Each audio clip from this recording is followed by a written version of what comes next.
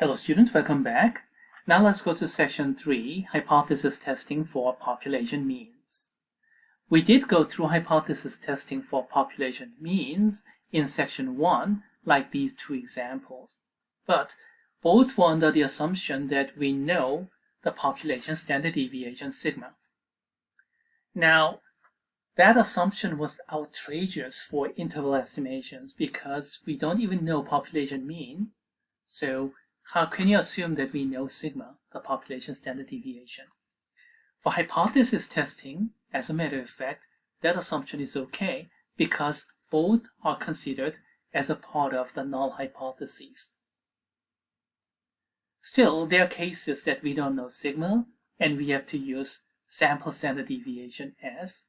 And in that case, we have to use this kind of checklist. So, is sigma known or unknown? Known, then we go for Z. Unknown, and also sampled population is normally distributed, and we can use T. If not, if the sampled population is normally distributed, the original population, are not normally distributed, then we have to use central limit theorem, so we have to rely upon large sample size. That was a quick reminder.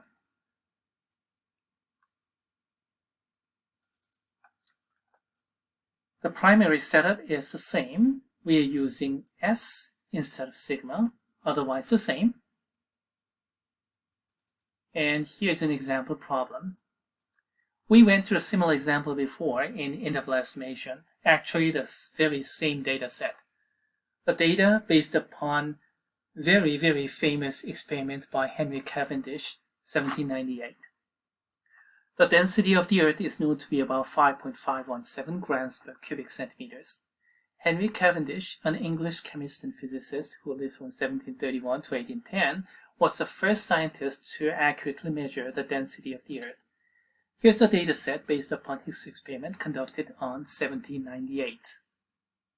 Here's the data set, and observed mean is 5.44 something, and observed standard deviation, or sample standard deviation to be a little bit more precise, is 0.22 something. Okay, we're going to use these. Is the mean of Cavendish data significantly less than today's recognized data of 5.517 grams per cubic centimeter? We have to test it using the significant level of alpha equal to 0.05. Let's see.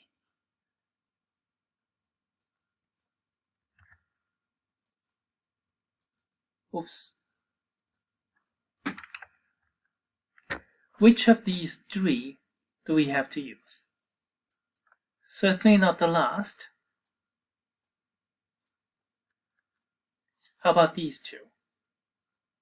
Mu is about the same versus less. Well, the problem says less than, so we have to use the second. Now, what is the mu0 value? Mu0 is null value, so it comes from default. It does not come from the sample. So this is 5.517, and thus the alternative hypothesis is less than 5.517. So you have to start from the T graph, which is kind of indistinguishable between T and Z in terms of hand-drawn graph. But anyway, this had to be centered at 5.517, not the sample mean of 5.44. Okay, all right. Let's go back and let's do this problem. First, by critical value approach.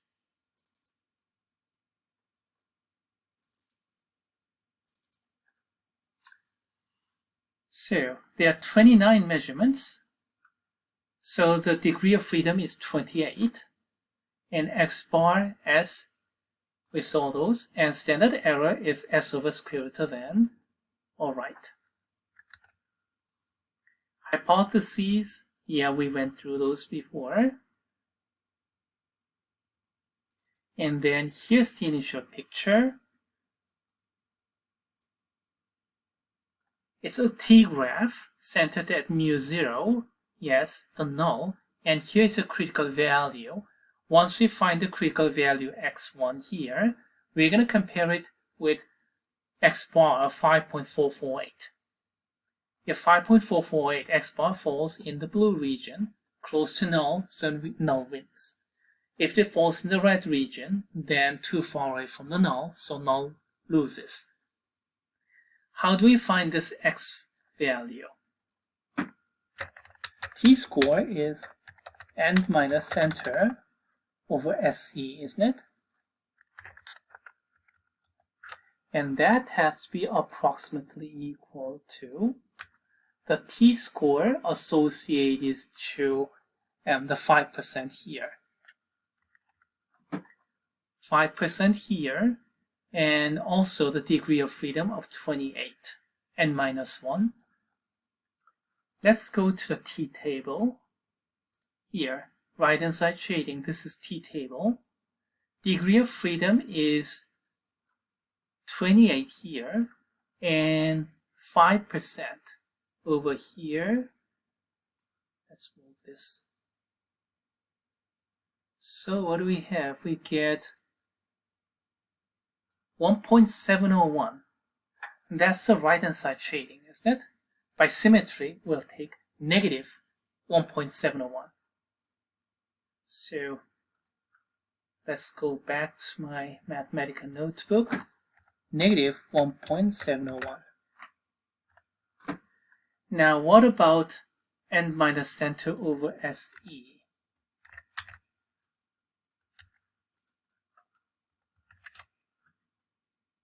N is the critical value x. Center is null value of 5.517. And SE is S over square root of 29. Well, we calculated everything here, so let's just copy and paste this thing there. Now, S over square root of n.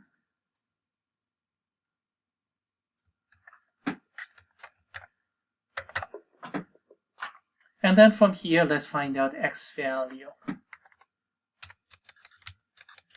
X minus 5.517 is approximately equal to negative 1.701 times 0.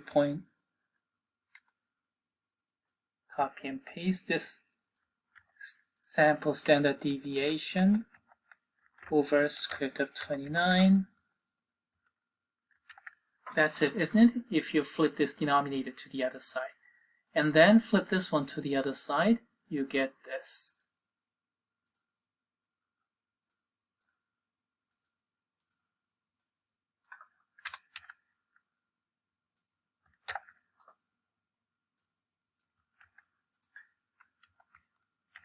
All right, let's calculate all that. Run it. I get 5.447 something. Compared with 5.448, it's very, very close. Still, you can see that 5.448 narrowly falls in the blue region, so null wins. Same computation we did. And then, therefore, the final picture. Very, very close. So close that just by looking at the picture, it's difficult to tell, but it does fall in the null region. If I increase alpha value, then of course, then I can move it to red region. If I decrease alpha value,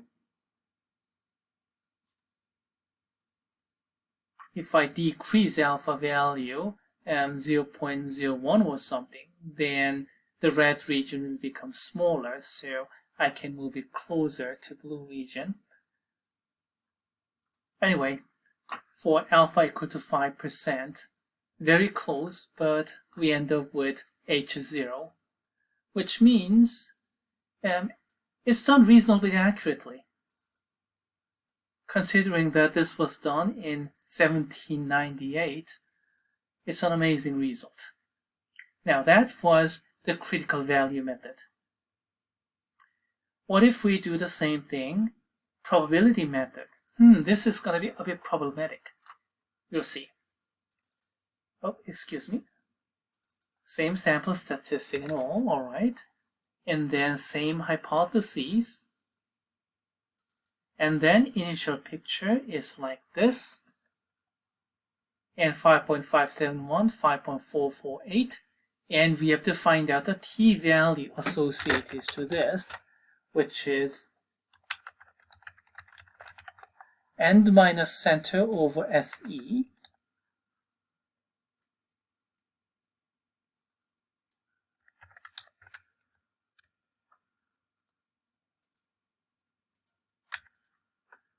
A little bit bigger font, excuse me. So that is 5.448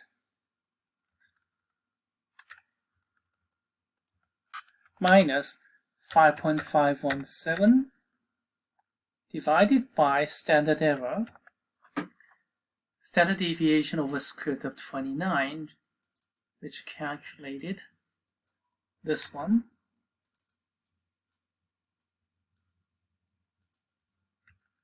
And then, what is this value?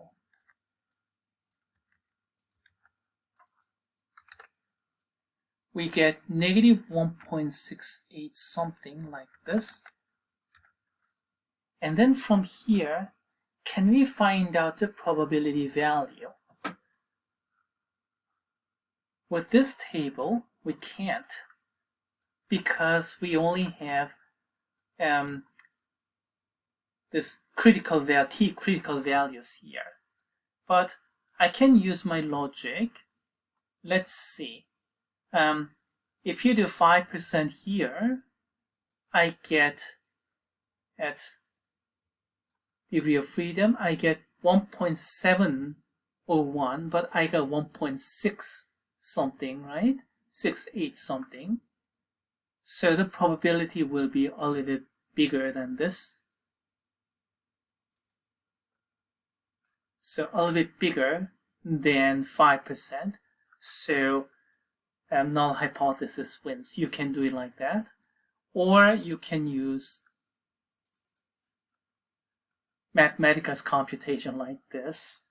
Or you can use any other statistical calculator for t-score with appropriate degree of freedom.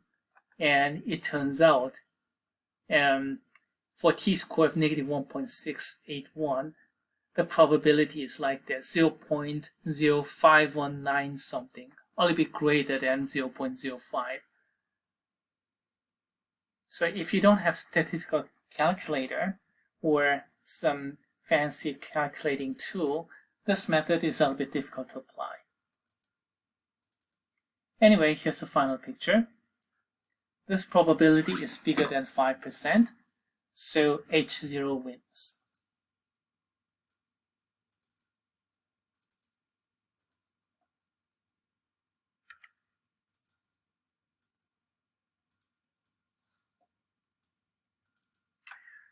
What if I use hybrid method, or some people call it classical method? So we use both of those computation. Same sample statistics and hypotheses.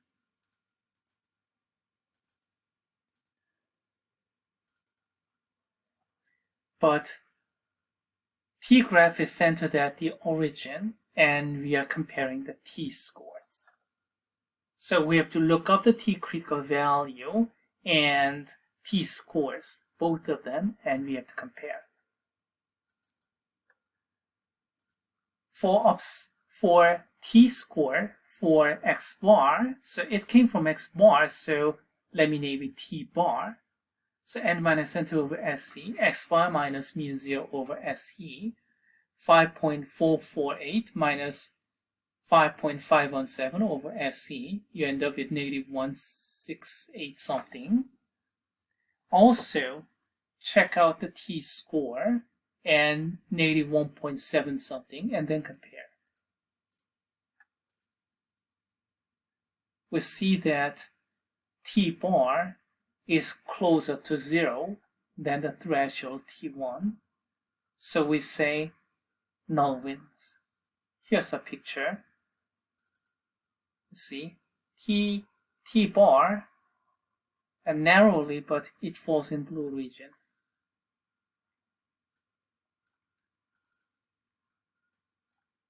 So this is basically hybrid between both methods.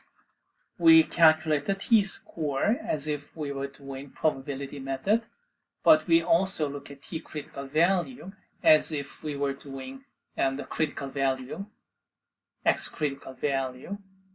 So it's hybrid of the two, but it works out. Now finally, confidence interval method.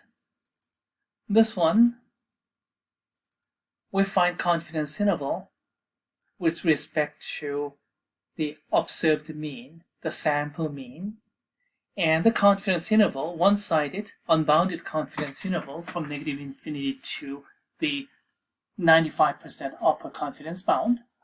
And we're going to compare this upper confidence bound and 5.517. If it falls too far away in the red region, then alternative wins. If it falls in blue region, close enough, then the null wins. Oops, wrong cell, sorry about that. Similar kind of computation.